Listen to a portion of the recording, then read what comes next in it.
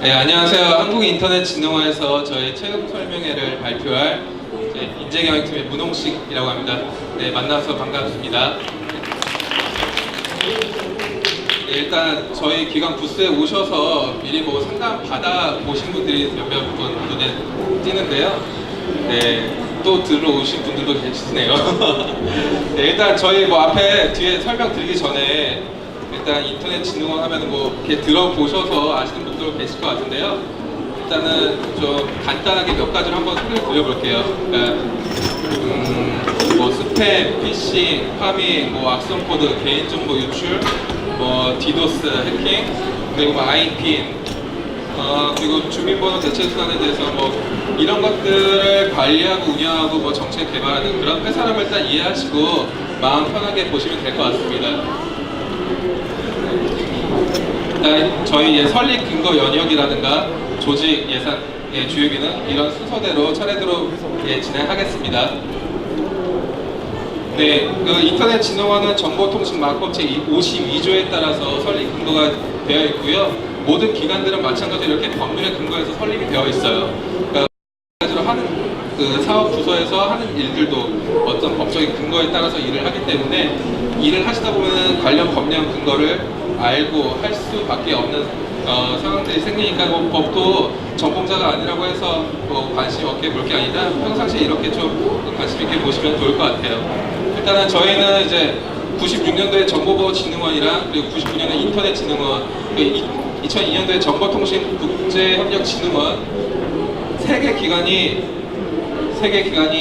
통합을 해가지고 2009년도 7월에 창립을 했습니다. 그러니까 개별 각각의 회사들은 좀 연도가 오래됐는데 2009년도에 세 개까지 통합해서 지금의 인터넷진흥원이 되어 있습니다. 그러니까 간단하게는 2010년도에 118 상담센터라는 곳이 개설을 했고요. 뒤에 간단한 좀 더 자세한 내용은 뒤에서 설명을 드리도록 하겠습니다. 128에 대해서는 제가 중간에 목소리 삑사리가 나서 이해해주세요. 제가 어제 열심히 기간 설명을 하다 보니까 너무 목이 지금 상태가 안 좋아서 저도 지금 당황스럽습니다. 이해해주세요. 네. 일단 조직부부터 설명드리겠습니다. 저희는 5개 본부 그리고 11개 단 49개 팀으로 되어 있고요. 인력으로 따지면은 9월 현재 613명으로 되어 있습니다. 저희가 정규직이 300여 명이 되고요. 비정규직이 280여 명이 되는데 저희가 비율이 예전에는 좀 더 비정규직이 많았어요. 근데 점차 정규직 정원을 내려가는 중이라고 이해를 하시면 될 것 같습니다. 그리고 저희가 전체 직원 대상해서 석박사급에 한 300여 명 정도 됩니다. 좀 다른 기관들은 모르겠는데 거의 한 50% 가까이가 석박사 이상이라고 생각하시면 되고요. 근데 지원하실 때 무조건 저희가 석사 이상 기준으로 더 채용을 하는 건 아닙니다. 학사 이상, 전공은 무관하고요. 학력도 마찬가지입니다. 요즘에는 저희도 보졸 채용도 늘리려고 노력을 하고 있는 기관이라고 생각하시면 됩니다. 그리고 남녀 성비는 68%, 32%라고 보시면 됩니다. 근데 이거는 본부마다 차이가 있기 때문에 어떤 팀에는 또 여직원만 많기도 하고요. 어떤 팀에 또 남자 직원 많기도 그렇습니다.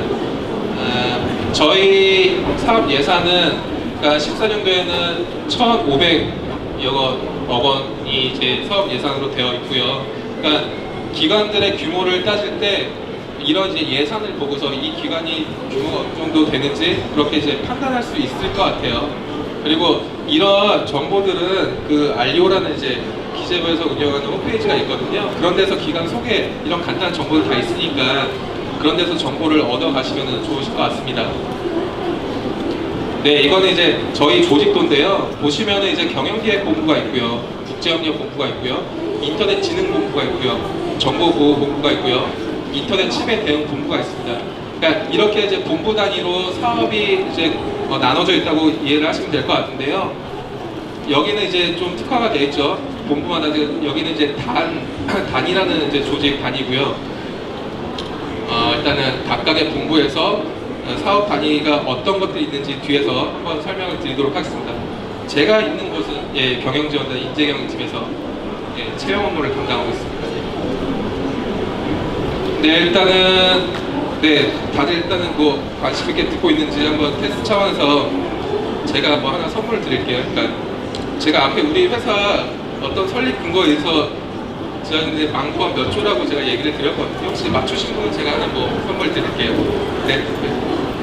아, 네. 네, 15년도 플래너고요. 네, 이제 뭐 이런 걸로 호객행위 하는 것 같은 느낌이긴 하지만 그냥 좀 되게 지루할 것 같아서 관심 있게 한번 편한 자세로 보시라고 그냥 이렇게 질문 드려봤습니다. 일단은 저희 회사에서 하는 업무들을 정말 간단하게 한 줄씩 요약한 내용이에요. 진짜 이걸로 세세하게 알 수는 없고요. 그냥 대략적으로 일단 여기서는 이런 것들을 하고 있다 보겠습니다.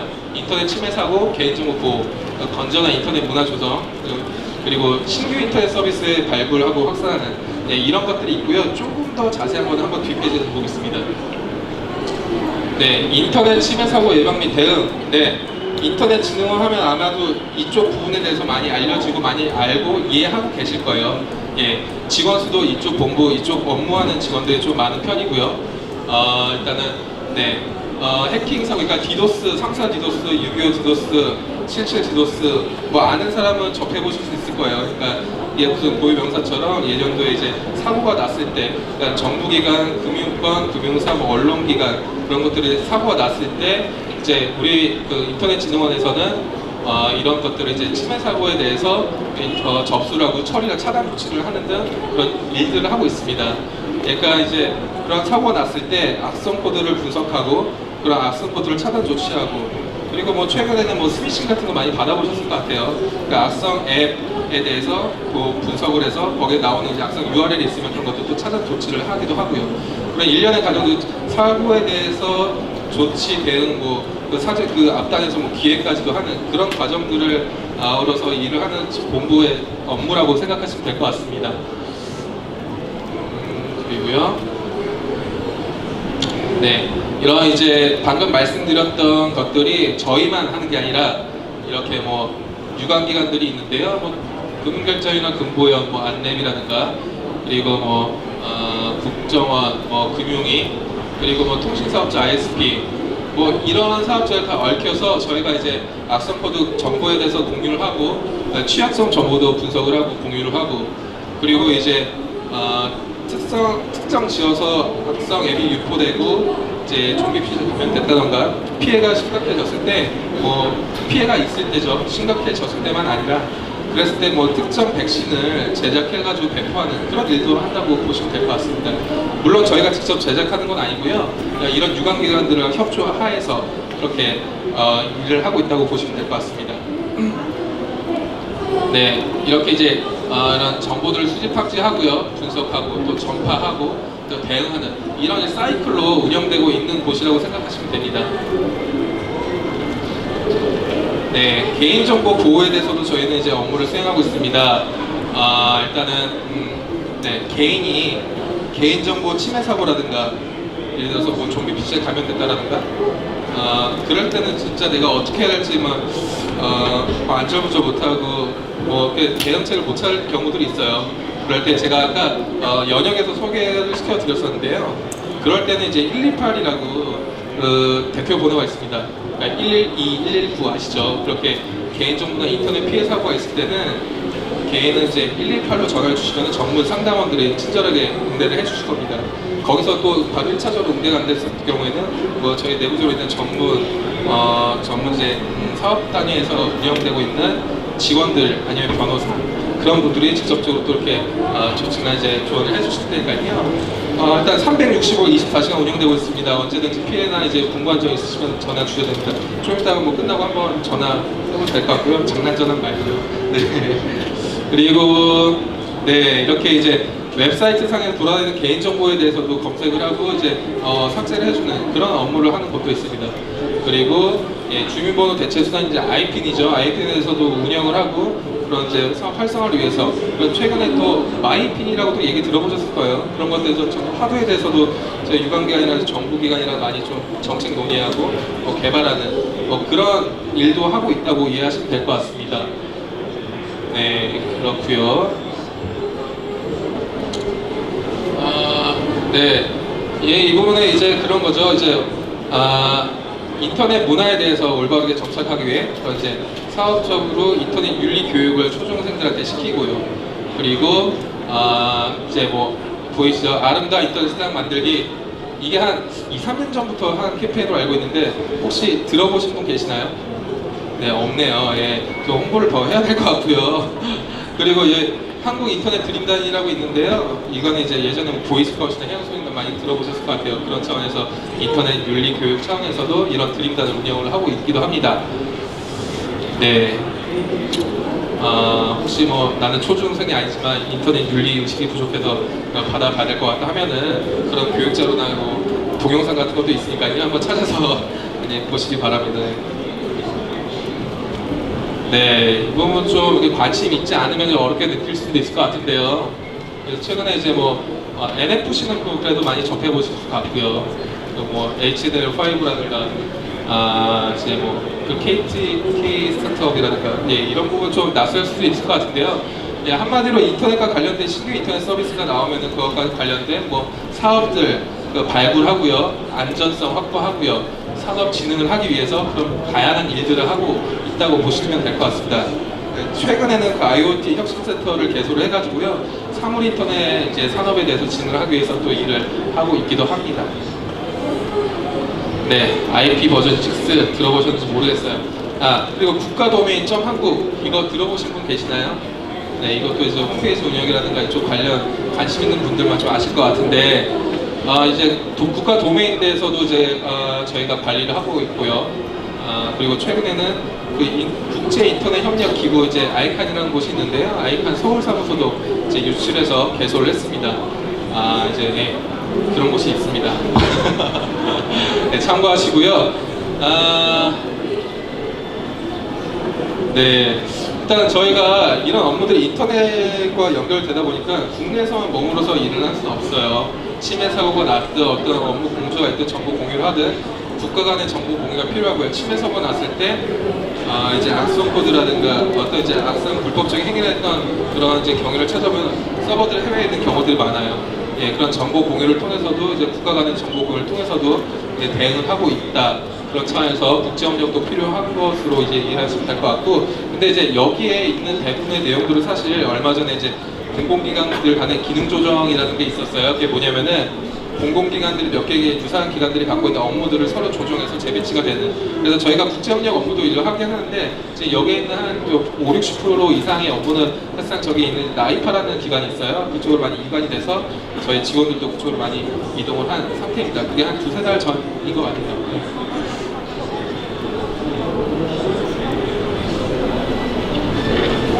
네, 일단 뭐 이런 인터넷과 관련된 전반에 대한 산업의 정책을 개발하는 곳이라고 보시면 될 것 같아요. 근데 이런 거는 이제 궁금하지 않으시죠? 채용 절차에 대해서 궁금하실 것 같은데 이제 한번 넘어가 보겠습니다. 네, 그 전에 한 번 더 마지막 하나 더 챙겨서 한번 풀어볼게요. 네, 네, 개인정보 유출, 뭐 침해 사고, 인터넷 관련돼서 뭐 문의하고 싶다. 그럼 어디로 전화라고 했는지 아까 기억나시는 분? 예, 바로 드셨네요. 예. 네. 네. 받지 않으셨나요? 이거 바꿔보지 않으셨나요? 네, 지금 저희가 기념프로 만든 건데요. 이따가 관심 있으신 분들 오시면 그냥 다 드리진 않고요. 상담 받고 정말 관심 있으신 분들한테는 나눠드리겠습니다. 네, 저희가 인재상은 이렇습니다. 사실 와닿지 않을 수 있어요. 이게 뭘까 하고. 대표적으로 얘기하는 것들은 그런 겁니다. 전문성을 띠는 인재, 그리고 유연한 사고. 그러니까 근데 이 정도만 참고하시면 될 것 같아요. 그러니까 이런 인재상을 갖춘다고 해서 이런 인재상을 본다고 해서 면접장에서 저는 이런 인재입니다라고 사실 어필하기는 어렵거든요. 그런 것보다 내가 지원한 분야에 대해서 얼마나 관심 갖고 준비를 했는지 그런 것들을 보여주세요. 나는 여기에 맞출 수 있는 인재입니다. 그러니까 그런 것보다, 그러니까 사실 이렇게 다 뜯어보면은 사회생활에 필요한, 직장생활에 필요한 그냥 기본적인 것들이거든요. 물리적 마인드, 그리고 배려와 믿음, 일하는 방식 개선. 네, 저건 좀 모르겠네요. 네, 하여튼간에 그런 자기가 지원한 분야에 대해서 많이 관심 갖고 준비를 하시기 바랍니다. 네. 15년도의 채용 계획은 다음과 같습니다. 일단은 전체 정규직을 한 20명 정도 뽑을 예정이고요. 일단은 올해는 한 35명을 뽑았어요. 밑에 이걸 될 건데, 그러니까 내년도 일단 1분기, 4분기 각 10명씩 채용 예정이고요. 이 중에서 고졸 채용도 한 2 내지 3명 정도 채용 예정이고요. 그리고 시간 선택자로 단시간 근로자도 일부 한두 명 채용을 할 예정입니다. 일단은 15년도 계획이라 좀 일부 좀 일정은 조정될 수 있다는 점 참고하시면 될 것 같고요. 저희가 이제 최근 3년 동안 이런 비율을 보이고 있습니다. 이제 2012년도에는 61명을 채용을 했었어요. 그러니까 이때는 좀 많이 했던 게 이 당시, 그러니까 12년, 11년? 네, 11년쯤에 큰 사고가 있었어요.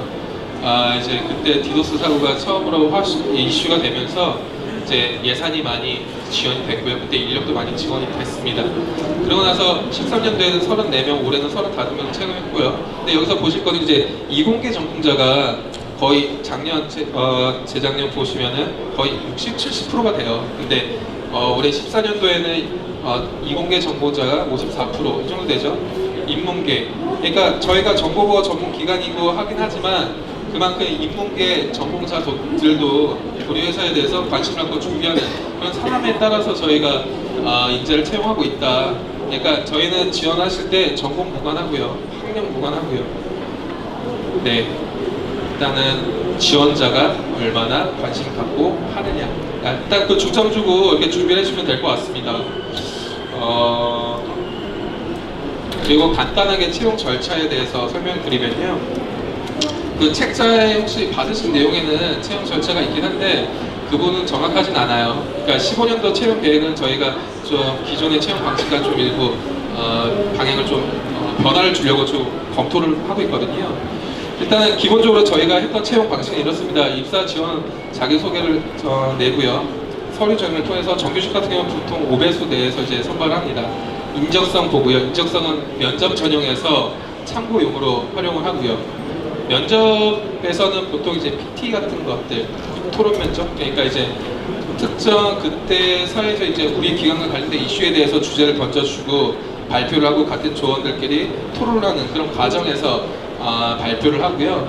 그리고 이제 질의응답 형태로 저희 한 주에 한 5명 정도 다대다 면접을 보통 진행하고 있습니다. 이렇게 발표를 그 면접을 보고 있고요. 근데 내년도에는 일부 이제 입사 지원이나 서류 전형을 좀 이렇게 대체할 만한 다른 채용 방식 저희가 검토 중에 있어요. 그 부분은 좀 참고해서 준비를 해주시면 될 것 같고요. 네. 그리고 뭐 면접에서 그 주제에 대해서는 그 해 이런 저희 인터넷 지원 관련된 사건 사고들을 많이 좀 검색해 보시고 참고하시면 될 것 같아요. 네, 일단은 제가 준비한 건 이 부분까지고요. 질문 있으시면은 한번 이렇게 얘기해 주십시오. 네, 질문 없으시네요. 예. 네, 말씀해 주시죠.